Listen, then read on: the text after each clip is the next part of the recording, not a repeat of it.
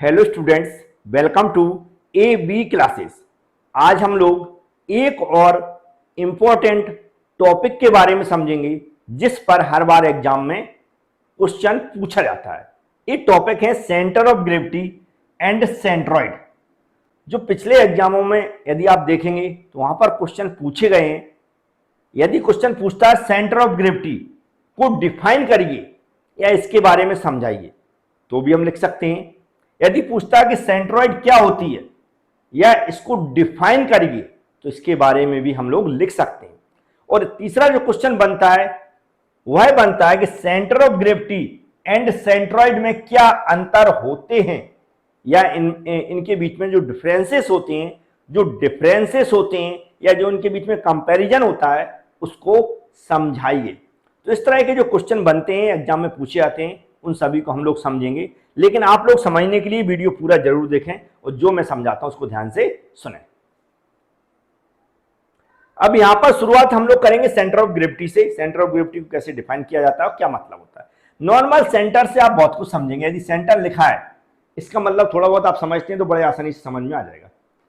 जैसा हम जानते हैं, यदि ये बुक के बारे में बात करें, इस बुक के बारे में बात करें, एज ई नॉर्मल आपसे कोई कहता है कि इसका सेंटर निकाल दीजिए तो हम कैसे निकालेंगे? हम देखेंगे इस बुक को बैलेंस करने की कोशिश करेंगे। जैसे मान लिया इस बुक को मैंने ऐसे ही बैलेंस कर दिया, दिख रहा होगा पूरी बैलेंसिंग कंडीशन में सीधी उंगली पर रख गई है, दिख रही है। इसका मतलब हम लोग नॉर्मल बोलते हैं कि इसका सेंटर है, लेकिन हम जानते हैं कि ये बुक है, ये सॉलिड है। सॉलिड समझते हैं? सॉलिड वस्तु 3D बॉडी दिख रही होगी। सॉलिड का मतलब है उसका कुछ ना कुछ वेट है, वजन है। इसमें कुछ ना कुछ क्या है?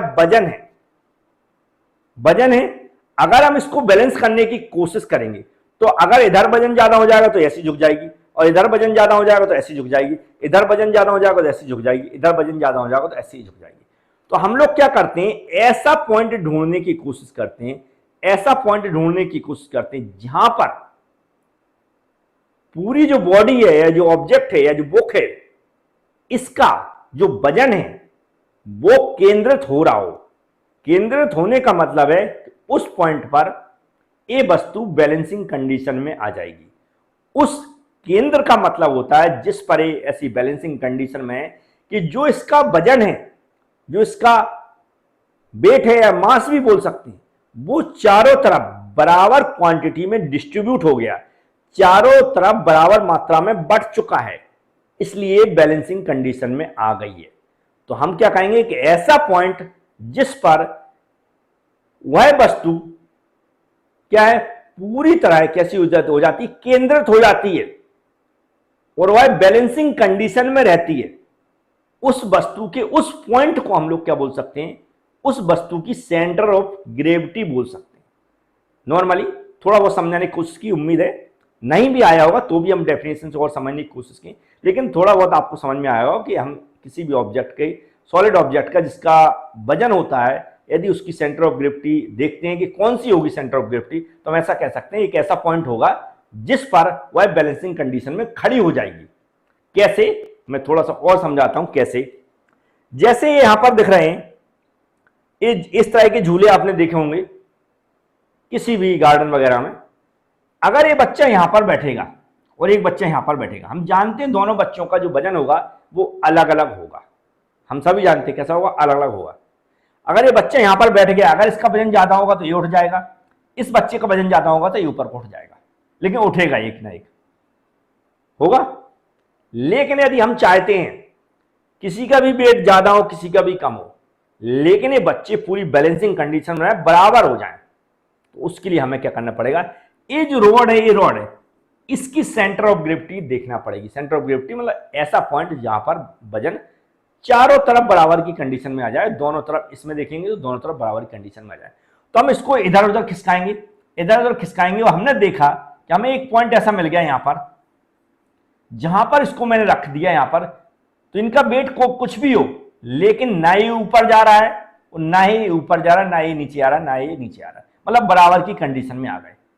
जबकि वेट दोनों का अलग अलग है, लेकिन हमने वह पॉइंट ढूंढ लिया है इस वस्तु का या इस रॉड का जिस पर ये बैलेंसिंग कंडीशन में आ गई। तो इस रॉड की जो सेंटर ऑफ ग्रेविटी हम लोग क्या मानेंगे? यह पॉइंट मानेंगे जिस पॉइंट पर ये बैलेंसिंग कंडीशन में है। मुझे थोड़ा बहुत समझ में आ गया होगा।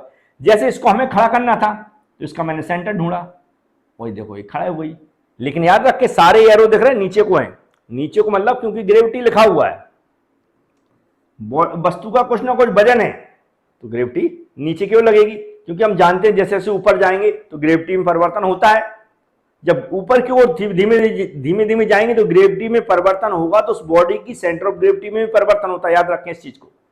जैसे यहां पर मान लो खड़े हैं, यहां पर हमने देखा इस वस्तु की सेंटर ऑफ ग्रेविटी ये मिली, लेकिन तो सेंटर जो ग्रेविटी है ऊपर को जाएंगे तो चेंज होती है, तो ऊपर को जाएंगे हो सकता है इसकी सेंटर ऑफ ग्रेविटी चेंज हो जाए, वहां पर कुछ और पॉइंट पे बैलेंसिंग कंडीशन में हो, तो ये भी हमें ध्यान रखना है। लेकिन हमें इतना ज्यादा समझाना नहीं है, जितना मैं समझा रहा हूं उतना ही आपको एग्जाम में लिख कर आना। जैसे ये वस्तु यहाँ पर रखी है तो ये बैलेंसिंग कंडीशन में हमने मान लिया इस पॉइंट पे, ऐसे ये वस्तु रखी है इस बैलेंसिंग कंडीशन मान लिया मैंने इस पॉइंट पे, ठीक है। तो अब यहाँ पर होता क्या है, जैसे कुछ वर्ड लिखिए जिसका मतलब यहाँ पर क्या लिखा देखो, देखिए गुरुत्वाकर्षण टॉर्क शून्य होगा, ये वर्ड लिखा है गुरुत्वाकर्षण टॉर्क शून्य होगा। क्यों?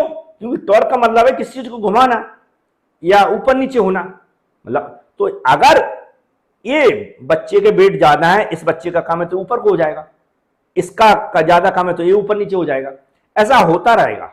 लेकिन यदि हमने बैलेंसिंग कंडीशन में वस्तु को रख दिया किसी एक पॉइंट पर, तो इधर और इधर टॉर्क बराबर हो जाएंगे, बराबर होगा तभी तो बैलेंसिंग कंडीशन में हुई। तो क्या हो जाएगा, अगर दोनों को हम सम करेंगे या दोनों को इक्वल करेंगे तो क्या हो जाएगा, वहां पर ऐसा मानेंगे जो टॉर्क जीरो ही लग रहा है, जो हमारा गुरुत्वाकर्षण टॉर्क है जो लिखा है यहाँ पर गुरुत्वाकर्षण टॉर्क, वो जीरो हो जाएगा। क्यों? क्योंकि सारा का सारा एक ही पॉइंट पर केंद्रित हो रहा है, पूरा वेट नीचे को लग रहा है लेकिन एक सेंटर पर लग रहा है, क्योंकि चारों तरफ जो भी है उनका टोटल है वो सब कैसा हो जाएगा, जीरो हो जाएगा। क्या हो जाएगा, जीरो हो जाएगा, इसलिए तभी वो बैलेंसिंग कंडीशन में आई हुई है।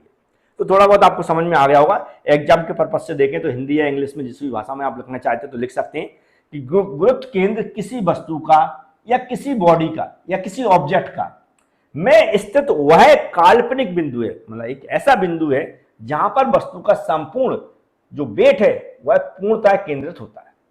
यदि आप किसी वस्तु को ठीक उसके सीजी पर सहारा देते हैं, ठीक उसकी सेंटर ऑफ ग्रेविटी पर उसको रखते हैं, तो वह वस्तु पूर्ण रूप से संतुलन की स्थिति में होगी और उसका जो गुरुत्वाकर्षण टॉर्क है वो कैसा होगा, शून्य होगा। तो मुझे उम्मीद है जैसा मैंने समझाने की कोशिश की वैसा आपको समझ में आ गया होगा। अब और भी पॉइंट है इससे रिलेटेड, वो मैं अभी नहीं समझा रहा हूं, वो जब इसके डिफरेंस समझेंगे, इसके अंतर समझेंगे तो वहां पर समझाएंगे, जिससे वो भी क्वेश्चन थोड़ा इंटरेस्टेड बन जाएगा, इनके अंतर हमें कुछ और भी मिले। क्योंकि यहीं पर समझा देंगे सब कुछ तो लास्ट में फिर उसको समझाने का कोई मतलब नहीं निकलता, इसलिए हम अभी सिर्फ डेफिनेशन के बारे में बात कर रहे हैं। ये डेफिनेशन आप लोग समझ लें, ठीक है। किसकी सेंटर ऑफ ग्रेविटी निकलती है, सॉलिड बॉडी की, जिसका कुछ वजन हो, भार हो।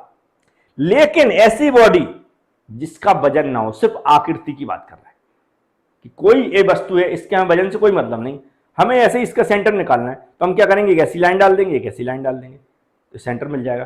ये कह सकते हैं ज्योमेट्री के आधार पर हम स्केल लेंगे, पेंसिल लेंगे और इसकी सेंटर निकाल देंगे। वजन मतलब हम ऐसा करके देखते हैं, बैलेंसिंग कंडीशन में लाके देखते हैं, लेकिन नॉर्मली देखा जाए तो इसका सेंटर निकालना तो इधर से पेन से खींचे, कैसे खींचे, ऐसे खींच देंगे, ऐसे खींच देंगे। जैसे यहाँ पर मान लो, जैसे यहाँ पर बहुत सारे बना हुआ है, जैसे मान लो पेज है, इसका सेंटर निकालना, मैंने ऐसी लाइन खींच दी, ऐसी खींच दी, सेंटर मिल गया। या फिर ऐसा खींच देंगे, ऐसा खींच देंगे, सेंटर मिल जाएगा। इसकी सेंटर ऑफ ग्रेविटी हमें निकालनी थी, सॉरी सेंटर, इसका सेंटर निकालना है तो मैंने ऐसे खींच दी, ऐसे खींच दी तो इसका सेंटर मिल गया। सेम ऐसे बहुत सारी लाइन डाली मैंने, तो एक सारी लाइनें इसी पॉइंट से गुजर रही है तो सेंटर। यहाँ पर वेट की बात नहीं हो रही, सिर्फ सेंटर की बात हो रही। तो इस तरह का जो हम लोग ऐसी वस्तुएं जिनका वेट से कोई मतलब नहीं, सिर्फ सेंटर निकालना है, वेट का कोई भी उसमें हम लोग कंसीडर नहीं करते, उसका वजन कंसीडर नहीं करते, ऐसी वस्तुओं को सेंटर निकालते हैं, तो उसका जो सेंटर निकलता है उसको हम क्या बोलते हैं, सेंट्रॉइड बोलते हैं। क्या बोलते हैं, सेंट्रॉइड बोलते हैं। मुझे उम्मीद है समझ में आ गया होगा। इसको डिफाइन कैसा किया जाता है, लिखा समतल आकृतियां, प्लेन आकृतियां, जैसे त्रिभुज हो गया, वृत्त हो गया, चतुर्भुज हो गया, है ना, इस तरह की जो आकृतियां रहती हैं का केवल क्षेत्रफल, याद रखें केवल क्षेत्रफल की बात कर रहा है, ना कि उसके आयतन की बात कर रही है। आयतन किसका होता है, सॉलिड बॉडियों का आता है। आयतन किसका होता है, सॉलिड बॉडियों का होता है।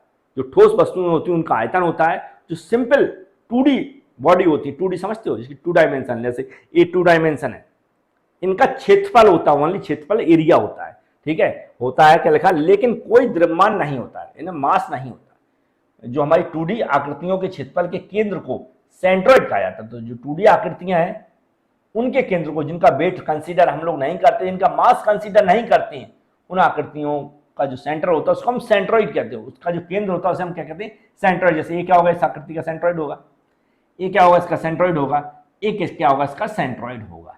एक ऐसा पॉइंट जहां पर सारी लाइनें एक ही बिंदु से गुजरे। जैसे इसके हम डायगोनल डालेंगे, ऐसा डालेंगे, ऐसा डालेंगे, तो ये इसी पॉइंट से दोनों गुजरेंगे, तो वह इसका क्या हो जाएगा? सेंटर है, सेंट्रोइड हो जाएगा। समतल अनुभाग में वह बिंदु होता है जिसमें होकर गुजरने वाली किसी भी अक्ष के लिए क्षेत्रफल का मूवमेंट ऑफ एरिया शून्य होता है। क्या होता है? इस बात को जरूर याद रखें, क्या होता है इस पर? मूवमेंट ऑफ एरिया कैसा होता है? शून्य होता है। ऐसे क्वेश्चन कई बार पूछ लिए जाते हैं, तो हमें याद रहा है कि इस पर इसकी जो भी एक्सिस है उस पर, उसका जो जिस बिंदु पर होकर सारी लाइनें गुजरती हैं, या जो इसका कटान बिंदु होता है ना, वहां पर क्या होता है? जो मूवमेंट ऑफ एरिया है वो क्या होता है? इसका शून्य माना जाता है। ये भी आपको समझ में आ गया होगा। अब इसके अंतर समझेंगे, जरूरी है। तो यहां पर हमने बड़े कायदे से लाइनों में लिख रखे, वैसे ही समझ चुके, तो जल्दी समझो। गुरुत्व केंद्र वह बिंदु है जहां पर वस्तु का कुल द्रव्यमान कार्य करता है। पूरा भार केंद्रित होता है, कुल द्रव्यमान कार्य करता है। और फिर एक दूसरा वर्ड हम किसी भी डेफिनेशन की तरह भी लिख सकते हैं, जहां पर पूरा जो वजन होता है वो केंद्रित माना जाता है। ठीक है, इसको अपोजिट देखें तो क्या होता है? केंद्रक किसी वस्तु का वह ज्यामितीय केंद्र होता है जहां पर उसका संपूर्ण क्षेत्रफल केंद्रित माना जाता है। चलो ये समझ में आ गया होगा। गुरुत्व केंद्र किसी भी घनत्व वाली वस्तुओं पर होता है, मतलब सॉलिड वस्तुओं पर होता है, जैसे मैंने बताया था, जिसका कुछ ना कुछ क्या होता है? डेंसिटी होती है ना। तो ये भी आपको समझ में आ गया। फिर क्या लिखा है? आमतौर पर यह 3D संरचना, मतलब 3D ऑब्जेक्ट, जैसे मैंने बताया सॉलिड वस्तुएं, इनका कुछ वजन होता है, तो 3D वस्तुओं में आती है ना। ये भी सिंपल है, 3D वस्तुएं जानते हैं, जैसे बुक थी ये 3D थी, इसका कुछ वजन होता है, इसका आयतन होता है, तो ये इन्हें हम क्या बोलते हैं? 3D बॉडी बोलते हैं। ये भी आपको समझ में आ गया होगा। इसके अपोजिट देखें, केंद्रक का एक समान घनत्व वाली वस्तुओं को केंद्रीय बिंदु होता है ना। वो क्या कह रहा है? आमतौर पर यह 2D संरचना में संबंध, मतलब ये 3D होती है, ये 2D होती हैं। ठीक है, ऐसे अपोजिट एक दूसरे के देखेंगे तो समझ में आ जाएगा। और भी कुछ पॉइंट है, उनको भी बता देता हूँ। कुछ एग्जाम्पल है, जैसे क्या गुरुत्व केंद्र का ऐसा शब्द है जहां अक्सर जो हमारी फिजिक्स में पाया जाता है, फिजिक्स में हम इसकी चर्चा करते हैं। केंद्रक एक ऐसा शब्द है जिसका उपयोग हम मैथमेटिक्स में करते हैं। मैथमेटिक्स में आकृतियां वगैरह होती हैं, वहां पर हम लोग उसका यूज करते हैं सेंटर निकालने के लिए। और जो इसके एग्जाम्पल है वो क्यूब है, कॉइन है, सिलेंडर है, स्फीयर है, हेमिस्फीयर है। ऐसी वस्तुओं के हम क्या निकालते हैं? सेंटर ऑफ ग्रेविटी निकालते हैं। जबकि स्क्वायर हो गया, रेक्टेंगल और ट्रायंगल, सर्कल, सेमी सर्कल, इन सब का हम क्या निकालते हैं? सेंट्रोइड निकालते हैं। तो एक कंप्लीट लेक्चर था। जिस तरह के एग्जाम में क्वेश्चन पूछे जाते हैं, पूछा जरूर जाता है, इसलिए इसको याद जरूर करके रखें। मुझे उम्मीद है समझ में आया होगा। Thank you.